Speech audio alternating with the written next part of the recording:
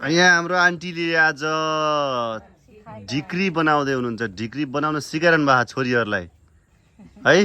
सिकाउन लाउनु भएको कि के हो आन्टी?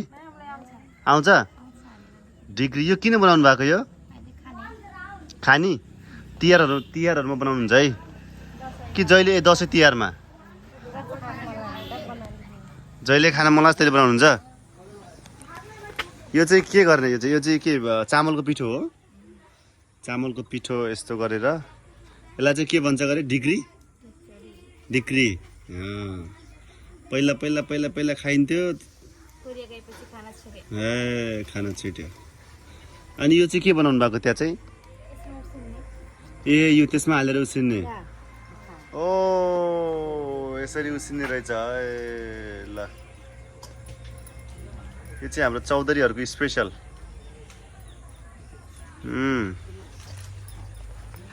अनि यो कति दिनसम्म राखेर खान मिल्छ यो? 2 दिन 3 दिन। ए पछि आगोमा पोलेर खाने।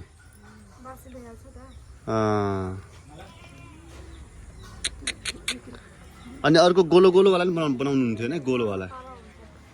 ए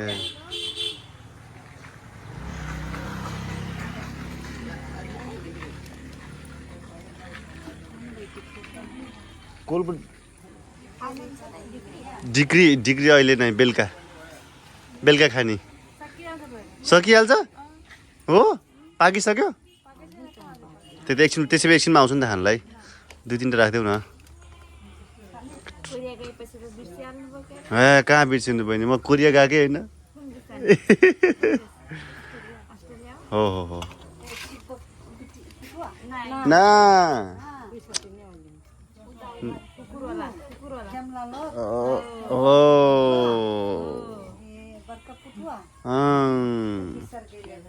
नै बिर्स्यो काकी, नबिर्स्यो।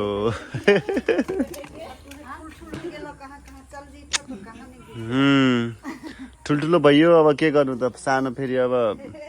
तर तपाईँहरूलाई बिर्से छैन त। अब हामी त सानोबाट ठुल्ठुलो भयो। ढिक्री ल ढिक्री खाने बेला भयो हाम्रो। ल ढिक्री खाऊ। धन्यवाद। चटनी ल्याउन ल्याउन हाम्रो ढिक्री चौधरी गाउँको ढिक्री हाम्रो। अब हामीले अचारसँग खाने हो। यहीँ चाहिँ अचारसँग खाने हो अब ढिक्री। अब रोक अचार आउँदैछ। रोक हर्कुन्छ भाइ नि खाँदैछ। यहाँ हालिदेऊ। धन्यवाद बहिनी। अचार नि यो एकदम पिरो छ। समात भाइ म ट्राई गर्छु। समात नै यो तल एक कुन्टा खानु। एक कुन्टा मेरो दाजु ढिक्री खाइछौ? ढिक्री